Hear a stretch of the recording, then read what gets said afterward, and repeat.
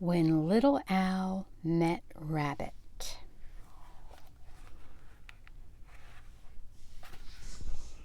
In a great forest stood an old oak tree. An owl family lived among the branches at the top, and a rabbit family lived among the roots at the bottom. It was springtime, and both families each had a small, sleepy baby.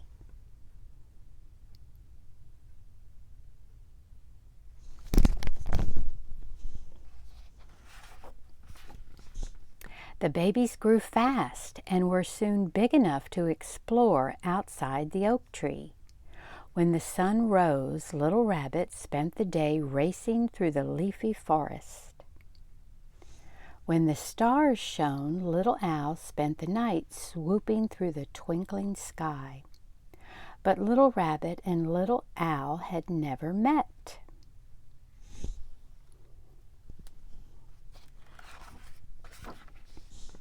One morning, Mother Rabbit said, "You remind me of our neighbor Little Owl when you tilt your head like that." And one evening, Father Owl said, "You remind me of our neighbor Little Rabbit when you hop up and down like that."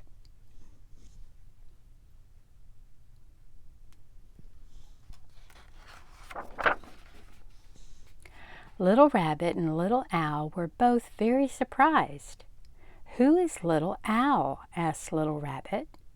"She has big yellow eyes and can hunt in the dark," Mother Rabbit told him. "Ooh," gasped Little Rabbit. "Who is Little Rabbit?" asked Little Owl. "He has huge fluffy ears and can hop through the long grass all day," Father Owl told her. "Wow!" exclaimed Little Owl. "You are only awake at night," Father Owl explained, "and Little Rabbit is only awake during the day. That's why you've never met."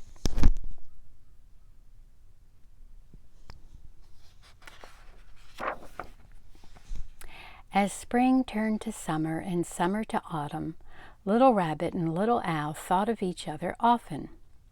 One evening, when Little Rabbit was just about to go to bed, and Little Owl had just woken up, they both noticed a shining light in the evening sky.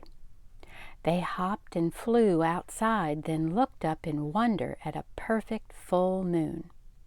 "It's so bright," murmured Little Rabbit. "It's so beautiful," hooted Little Owl. They were both so amazed by the sight that it took them a moment to realize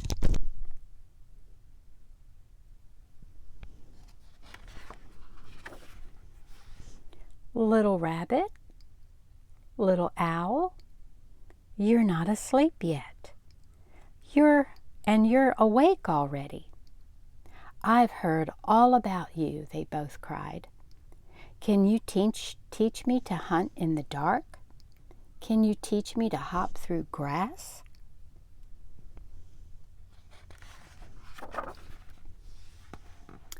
The new friends played together until the moon's bright light was covered by clouds. Soon Little Owl's tummy started to rumble. She was so hungry. And soon Little Rabbit started to yawn. He was so tired. It was time to say goodbye. "I hope we can play again soon," said Little Owl.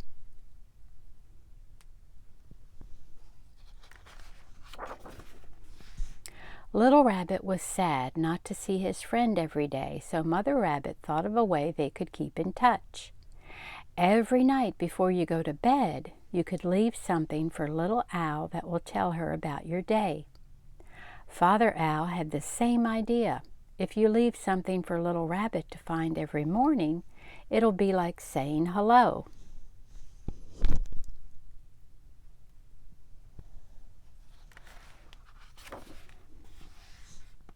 So they did. "Little Owl has left me a beautiful black crow's feather," said Little Rabbit.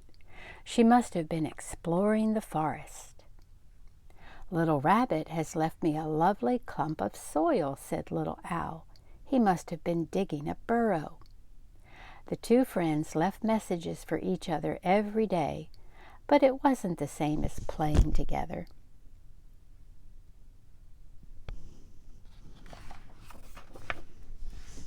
One crisp night, Little Rabbit's mother woke him gently and carried him outside. "What's happening?" he asked sleepily. "You'll see," she said with a smile.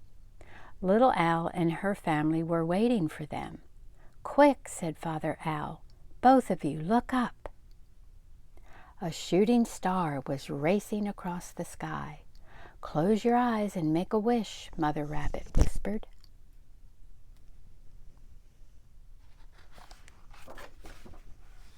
Little Rabbit and Little Owl both thought about what they wanted more than anything else in the whole world.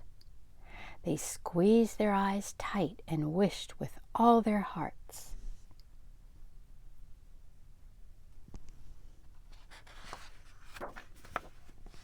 Suddenly, a little owl-shaped shadow appeared in front of Little Rabbit, and a little rabbit-shaped shadow appeared in front of Little Owl.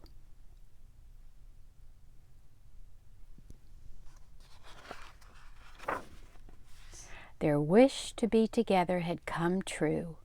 Now Little Rabbit could play with Little Owl's shadow during the day, and Little Owl could play with Little Rabbit's shadow at night.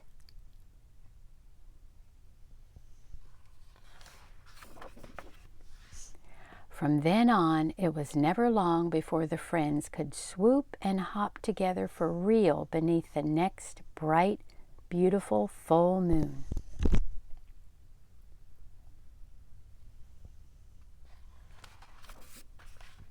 The end.